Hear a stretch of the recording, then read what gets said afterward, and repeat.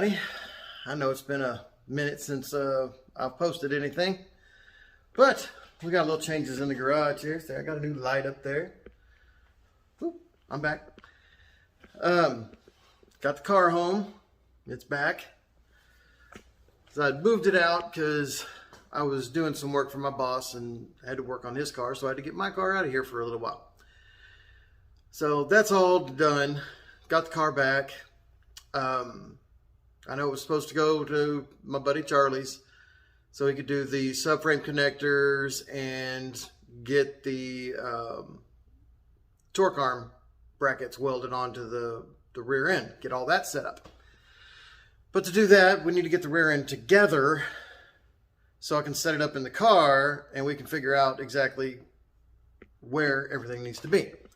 It's not something you can just throw on the bench and do it. And in the meantime, Charlie moved. So I couldn't take the car over there because he was getting ready to move. Which he moved this past weekend, so, you know, hopefully maybe I can take it to his new house at some point. But I got the housing back. It's over there in the corner. You see it peeking out behind the hoist. And the torque arm's next to it. So I get that back. You notice my axles here. Right there. Okay. Those are 33 spline, or not 33, 35 spline strange axles that came out of a guy's, an acquaintance of ours who has a 3rd gen with a 9-inch in it. He was mini tubbing it, narrowing his rear end, so he pulled those axles out and sold them to the guy that I got them from. Well, I had Charlie cut down my housing and everything to match the width of the factory rear end and all that kind of stuff. We took those axles and stuck them off in there so I could put the rear end together and put it up under the car. And yeah, a 9-inch always has one axle that's a little longer than the other. But, yeah, this one is 3 inches longer than the other one. I don't think that's quite right. Needless to say, the axles touch in the housing. So, I don't know. I couldn't put the rear end together. Kind of bummed out about that right now. I got to get out, or put the rear end housing up under there, check everything out, make sure it's all right, which I'm sure it is. I know how Charlie did it, and it can't be anything other than right. So I'll have to find someone that can cut down the longer axle. I need to cut 2 inches off of it and have it re-splined so I can put that together. So that's one dilemma. Second thing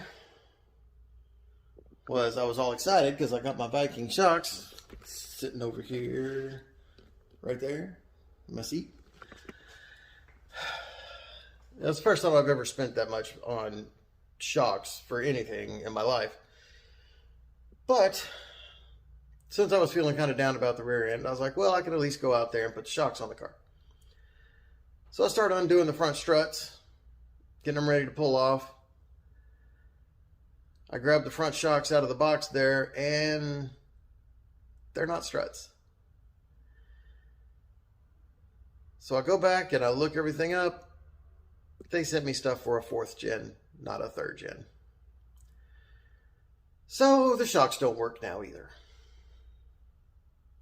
So let me tell you how happy I am right now. This is that part in a build where the car starts to fight back. But we'll power through it, make it happen. Just bumps in the road, they happen. What you gonna do? In the meantime, we're gonna keep wrenching on Henry's car. We've got a race he wants to go to on the 17th that it's not I mean, he can't race in it. He doesn't meet the rules. But it's a bunch of people we know, and they're just out having fun. So he wants to take the car out and just have a good time. So we're going to spend a little time getting that car ready, and while I'm trying to figure out what I'm going to do here. But whenever we have an update, I'll let you know.